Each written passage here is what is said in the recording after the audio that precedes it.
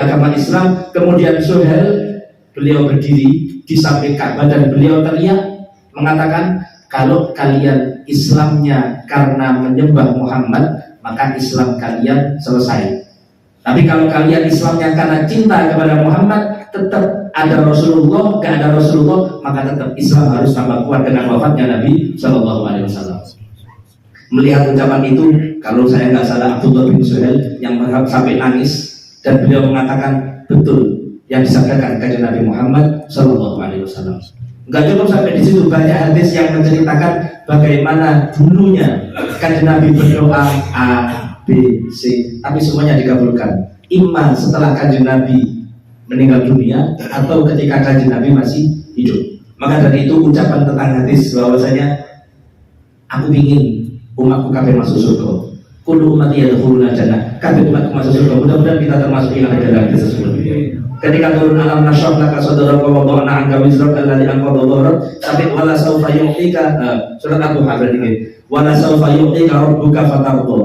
Sungguh Allah akan memberi kepada kamu wahai Muhammad sampai kamu betul-betul ridho. Turun ayat tersebut lalu Rasulullah mengangkat tangan dan mengatakan, wallahi demi Allah, aku nggak ridho ya Allah, ada satu di antara umatku yang masuk neraka. Mudah-mudahan kita juga yang masuk dalam hadis tersebut, doa tersebut. Maka dari itu berkaitan dengan hadis tadi, berkaitan dengan cerita tadi, ketika turun beberapa ayat, semua sahabat senang, semua sahabat gembira, kecuali Sayyidina Abu Bakar As-Siddiq saat itu. Sayyidina Abu Bakar As-Siddiq nangis. Kenapa? Karena beliau paham diutusnya Nabi Muhammad untuk menyempurnakan agama Islam. Apabila sudah selesai agama Islam ini dengan sempurna, berarti selesai pula kerasulan atau tugas daripada Nabi besar Muhammad Shallallahu Alaihi Wasallam. Betul. Bulan Safar akhir. Ada yang mengatakan awal Rabiul Awal. Rasulullah sakit keras dan saat itu Rasulullah sakitnya dimulai dari malam hari ketika Nabi Muhammad ziarah ke Baqi di makam para sahabat, di makam orang-orang yang ada di Madinah. Rasulullah malam hari datang ke Baqi berziarah di situ. Setelah Rasulullah di situ berziarah kepada makam beberapa sahabat yang dimakamkan di situ, Rasulullah pulang ke rumahnya melihat Siti Aisyah saat itu juga sedang sakit. Kemudian Rasulullah mengatakan, Aisyah, kalau kamu sakit, aku lebih sakit daripada kamu. Betul, akhirnya ketika pagi harinya kanjeng Nabi mengalami sakit yang berkepanjangan kurang lebih selama 13 hari sampai kanjeng Nabi menghadap kepada Allah Subhanahu wa Ta'ala. Tapi di titik akhir ketika kanjeng Nabi sudah sakit tanggal 12 Rabiul Awal, hari Senin atau mungkin sehari sebelumnya, saat itu Rasulullah sudah nggak kuat lagi, bahkan Rasulullah dibopong dengan dua orang, Fadl bin Abbas dengan Sayyidina Ali bin Abi Thalib, untuk datang ke masjid melihat bagaimana sahabat saat itu. Karena Rasulullah tahu yang selama ini memimpin sholat Rasulullah, yang selama ini menemani sahabat Rasulullah. Andai kata Rasulullah nggak keluar beberapa hari, pasti sahabat gelisah, sahabat tanya, ada apa dengan Nabi Muhammad?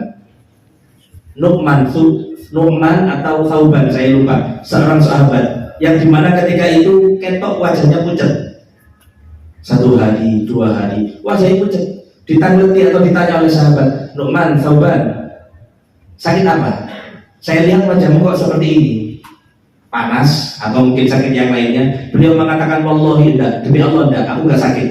Tapi yang aku rasakan saat ini kok sampai sakit seperti ini karena aku sudah 3 hari tidak berjumpa dengan Nabi Muhammad Shallallahu Alaihi Wasallam. Kecintaan kepada Nabi Muhammad bisa sampai seperti itu. Susah mereka ketemukan Nabi Shallallahu Alaihi Wasallam. Sehingga ketika Sayyidina Abu Bakar As-Siddiq detik-detik wafatnya, ketika beliau sakit, beliau mengatakan, wa syauqa ila Rasulillah. Ya Allah, aku ini kangen menangkan Nabi.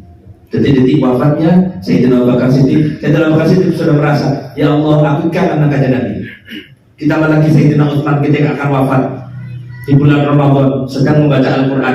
Sayyidina Utsman ditunggu oleh kanjeng Nabi buka di surga. Melalui apa? Melalui mimpi. Gak cukup sampai di situ, Sayyidina Husain cucunya kanjeng Nabi Shallallahu Alaihi Wasallam yang pagi harinya akan berperang melawan ribuan orang atau ratusan orang. Dan Sayyidina Husain cucu Nabi, beliau hanya dengan segelintir orang dalam keadaan berpuasa, karena memang Sayyidina Husain nggak pernah kecuali berpuasa setiap harinya. Kemudian Sayyidina Husain di malam hari mimpi ketemu datuknya, Husain, besok buka sama saya, cara bahasa besok buka sama kakek. Dikasih tahu oleh Nabi Muhammad. Takut Sayyidina Husain? Enggak. Karena kenapa? Al-maut, kematian itu adalah salah satu yang menghalangi orang solih untuk bertemu Allah, untuk bertemu Rasulullah. Sehingga setiap orang solih pasti ketika meninggal mereka senang. Man ahabba liqa Allah, ahabballahu liqa'ah. Barang siapa yang cinta bertemu dengan Allah, maka Allah pun akan cinta bertemu dengan dia. Mudah-mudahan kita bisa sampai ke derajat seperti itu. Ini sahabat tadi, ketika Rasulullah sudah sakit, kemudian Rasulullah mengatakan, Abu Bakar suruh jadi imam. Abu Bakar suruh jadi imam. Kemudian Sayyidah Aisyah berkata kepada Nabi Muhammad, kata Nabi, Abu Bakar ini orangnya halus, Abu Bakar ini orangnya lembut, Abu Bakar ini orangnya ada kekuatan, nangisan, tersentuh kalau baca Al-Quran pasti nangis. Gimana engkau menyuruh beliau untuk jadi imam? Kemudian kata Nabi mengatakan, wallahi, gak ada orang yang suka seandainya Abu Bakar menjadi imam. Karena kenapa? Mereka melihat kelemahan pada diri Abu Bakar. Maka ketika aku suruh Abu Bakar menjadi imam, aku ingin menghilangkan praduga-praduga daripada orang-orang tadi itu. Pembelaan, kecintaan kanjeng Nabi kepada Sayyidina Abu Bakar As-Siddiq. Bahkan Sayyidina Umar ketika ditanya, Umar, apa yang kamu gak bisa menyamai daripada amalnya Abu Bakar As-Siddiq? Kemudian Sayyidina Umar mengatakan, 3 hari yang dialami Sayyidina Abu Bakar itu tidak akan bisa Umar menandingi ibadah seumur hidup. Apa yang dimaksud 3 hari itu? 3 hari kebersamaan Sayyidina Abu Bakar bersama Nabi Muhammad ketika berada di Gua Thur, bersembunyi bersama Nabi SAW. Pengorbanan. Unta disiapkan oleh Sayyidina Abu Bakar. Rasulullah dengan hijrah, Rasulullah masih gak ngajak orang. Rasulullah gak mengindikasikan aku hijrah sama fulan, aku berangkat sama fulan, aku berangkat dengan siapa, aku berangkat mulai kapan. Tidak ada. Tapi Sayyidina Abu Bakar dengan penuh harap, beliau siapkan 2 unta, 2 kendaraan saat itu. Perbekalannya beliau siapkan. Sayyidina Abu Bakar nggak tahu bahwasanya beliaulah yang nantinya akan dipilih. Cuma dengan penuh keyakinan, penuh kecintaan, sehingga kanjeng Nabi langsung menunjuk Sayyidina Abu Bakar sebagai rafiq, sebagai orang yang menemani kanjeng Nabi SAW untuk melakukan perjalanan indah dari kota Mekah menuju kota Madinah. Sehingga dulu di Gua Thur selama 3 hari. Maka kata Sayyidina Umar bin Khattab, demi Allah 3 hari yang dialami Abu Bakar bersama Nabi Muhammad, Umar gak bakal bisa menandingi meskipun ibadah seumur hidupnya. Karena kenapa? Kebersamaan bersama kanjeng Nabi Muhammad SAW. Gak cukup sampai di situ. Sayyidina Umar banyak melihat Abu Bakar ini lahu fadl. Abu Bakar yang punya keutamaan. Ketika ada Sulhul Hudaybiyah, suluh perjanjian damai di Hudaybiyah saat itu. Ketika Rasulullah akan melakukan perjalanan umroh bersama sahabatnya. Singkat cerita, Rasulullah dihalangi, Rasulullah dicegat, dihadang, diembargo di situ. Kemudian Rasulullah berjanji atau mengadakan perjanjian, salah satunya dengan Suhail tadi, mengadakan perjanjian. Isi perjanjiannya, subhanallah, salah satunya, kalau ada orang Islam yang datang dari kota Madinah menuju kota Mekah, maka umat Islam gak berhak menuntut orang itu dikembalikan ke Madinah. Tapi kalau sebaliknya, ada orang Mekah yang kabur untuk masuk Islam datang ke kota Madinah, maka orang Madinah atau pihak Rasulullah itu harus mengembalikan orang itu kepada keluarganya. Di satu sisi melihat ini adalah perjanjian yang merugikan umat Islam. Ini perjanjian yang merendahkan agama Islam. Selesai perjanjian, Sayyidina Umar bin Khattab lari datang kepada Sayyidina Abu Bakar. Kemudian mengatakan, kalau fansnya Habib Ali Al-Hamid, beliau mengatakan, Sayyidina Umar bin Khattab datang kepada kanjeng Nabi SAW. Kemudian sedikit protes ke kanjeng Nabi. Protesnya bukan protes karena marah, tapi melihat kecemburuan kepada agama Islam ini. Sayyidina kanjeng Nabi, ya, bukankah kita umat Islam? Ya, kita Islam. Bukankah mereka orang musyrik? Ya, mereka musyrik. Tapi kenapa kita mengadakan perjanjian yang justru merugikan umat Islam? Kemudian dikatakan oleh Nabi Muhammad, Umar, inni Rasulullah. Umar, aku ini kanjeng Nabi. Aku ini adalah utusan Allah Subhanahu Wa Taala dan Allah pasti akan menolong nabinya. Gak mantap Sayyidina Umar. Masih ragu-ragu, masih ada ketakutan dengan perjanjian yang dipandang sebagai merugikan umat Islam. Maka Sayyidina Umar lari kepada sahabat terdekatnya, yaitu Sayyidina Abu Bakar. Datang ke tendanya Abu Bakar. Ketika Sayyidina Abu Bakar keluar, diucapkan juga seperti ucapan Sayyidina kepada Nabi Muhammad. Abu Bakar, bukankah kita ini umat Islam? Ya, kita Islam. Bukankah mereka kaum musyrik? Ya, mereka musyrik. Terus kenapa kita mengadakan perjanjian yang merendahkan atau menghinakan agama kita sendiri? Maka jawaban Sayyidina Abu Bakar, Umar, innahu Rasulullah. Sesungguhnya beliau adalah utusan Allah Subhanahu wa taala. Kaget Umar melihat jawaban yang sama daripada Sayyidina Abu Bakar, persis gak buang sedikit pun daripada jawabannya Nabi Shallallahu Alaihi Wasallam. Maka Sayyidina Umar mengatakan, sejak itu aku takut, aku khawatir bahwasanya ucapanku, protesku ini nantinya akan menjadi sebab aku celaka. Mulai saat itu aku rajin sholat tambahi, sholat sunnahnya, aku rajin puasa, aku rajin memerdekakan budak, aku rajin sedekah. Untuk apa? Khawatir ucapanku yang salah tadi itu menjadi sebab aku celaka nantinya. Udah tegang kayaknya.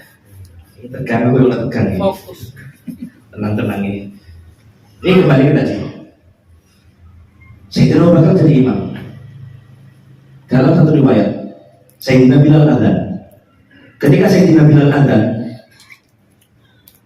Bilal tolak oleh Kanjeng Nabi nggak keluar. Ini waktu sudah lewat lama. Kemudian Sayyidina Bilal ngomong, Umar, imam.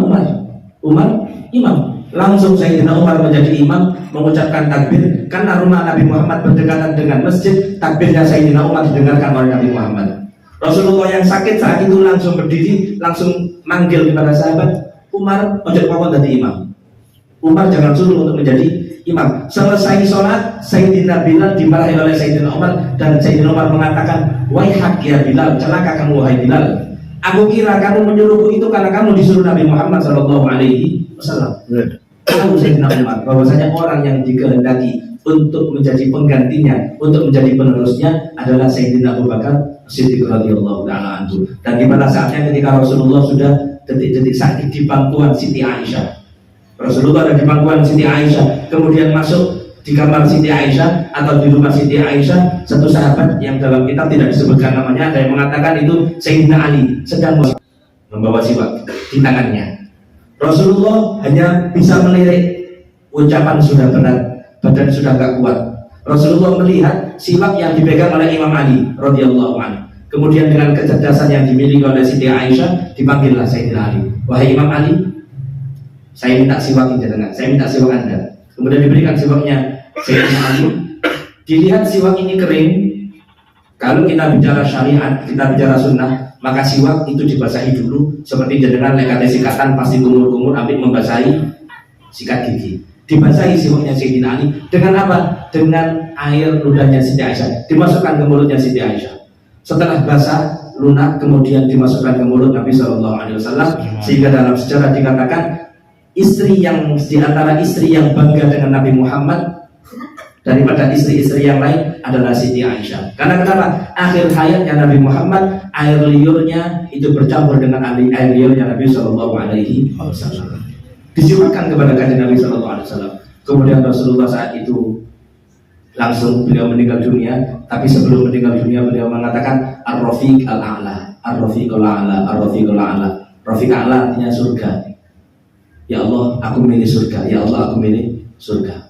Datang malaikat, 3 malaikat yang datang, malaikat Jibril, malaikat Israfil, dan malaikat Israil yang datang untuk mencabut ruhnya Nabi Shallallahu Alaihi Wasallam saat itu.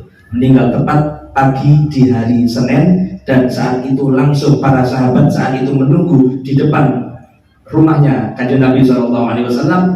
Mata Rasulullah, meninggal Rasulullah, meninggal Rasulullah. Sayyidina Umar keluar sambil berteriak, siapa yang bilang Muhammad Rasulullah mati, maka akan saya tebas lehernya. Ketahuilah Muhammad tidak mati. Yang mengatakan itu adalah orang munafik, kata Sayyidina Umar. Demi Allah, Muhammad saat ini sedang dipanggil Allah sebagaimana Allah memanggil Nabi Musa alaihissalam, dan nantinya Muhammad akan kembali lagi ke sini. Ketika orang sudah bingung, orang sudah sudah ketakutan. Sebagian ada yang takut dengan ucapan Sayyidina Umar, sebagian ada yang meyakini Nabi Muhammad sudah meninggal dunia. Datanglah Sayyidina Abu Bakar As-Siddiq dan mengatakan, "Ansyid ya Umar, diam wahai Umar, dengarkan wahai Umar. Mangkana ya'budu Muhammadan fa innahu qad mat wa mangkana ya'budullah fa innahu hayyun la yamut." Barang siapa yang menyembah Muhammad, maka Muhammad mati, telah meninggal dunia. Dan barang siapa yang menyembah Allah, maka Allah tidak akan pernah meninggal dunia, karena Allah maha hidup. Kemudian beliau membacakan satu ayat, wa ma Muhammadun illa rasul qad khalat min qablihi rusul afa in mata aw qutila qalabtum ala aqabikum ila akhiril ayat. Kemudian Sayyidina Umar sampai tersimpuk, duduk gak mampu berdiri dan mengatakan, demi Allah, seolah-olah aku tidak pernah mendengarkan ayat ini. Kecintaan Sayyidina Umar kepada Nabi Muhammad SAW digambarkan sampai-sampai beliau gak percaya kalau orang yang dicintainya diambil oleh Allah Subhanahu wa Ta'ala. Maka dari itu, ma'asyiral hadirin jamaah Majelis Darul Anwar rahimakumullah, ayo kita teladani kanjeng Nabi SAW. Kalau ingin bahagia, wis kalau mana contohnya meloi kanjeng Nabi, di mana didapatkan? Di majelis ilmu. Di mana dibacakan? Di majelis ilmu. Di mana kita bisa mengenal? Di majelis ilmu. Karena dengan wasilah-wasilah tadi itulah kita digolongkan dengan orang-orang yang mulia. Terlebih lagi ketika kita nun sewu Ustaz Fadil menceritakan Ki Hamid, saya menceritakan Abu Yahya Hasan, Mu'allim Betawi menceritakan Habib Abdul Qadir dan Habib Abdullah, Ustaz Maulana menceritakan Habib Salim. Ketika kita menceritakan sosok-sosok orang-orang solih, ketahuilah mereka mulia karena mereka mengikuti Nabi SAW.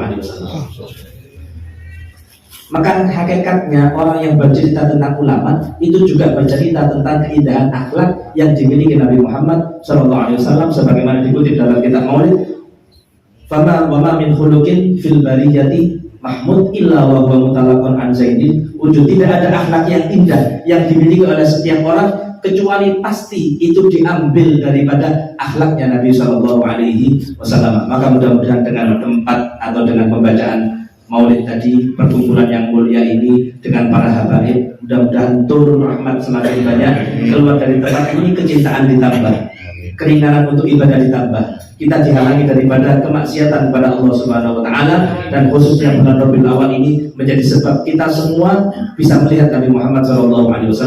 Mudah-mudahan sebelum meninggal dunia dan lebih lagi nanti kita bisa berharap dikumpulkan bersama Nabi besar Muhammad SAW. Mungkin itu yang bisa kami sampaikan, kurang lebihnya mohon maaf. Sebelumnya ada pengumuman lagi dari saya, bisa kita banggakan mudah-mudahan tidak ada kurangnya.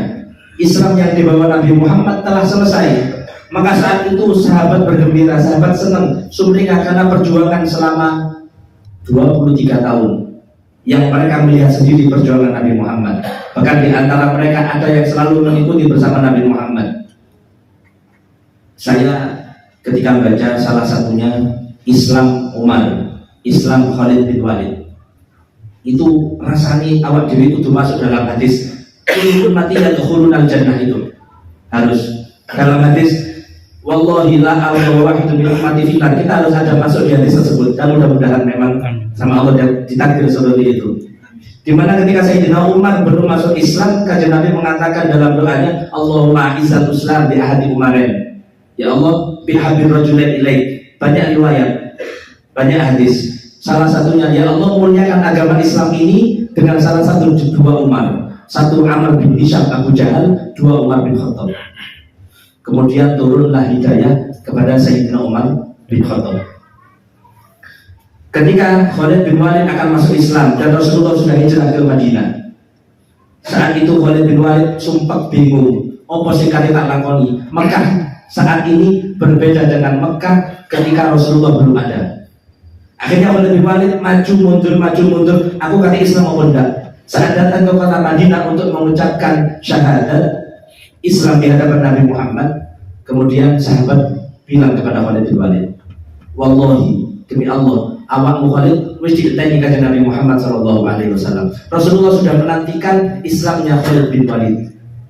Enggak cukup sampai di situ, Suhail, bapaknya Abdullah sama dua sahabat adik, siapa itu? Saya lupa. Suhail, sahabat Suhail kalau nggak salah.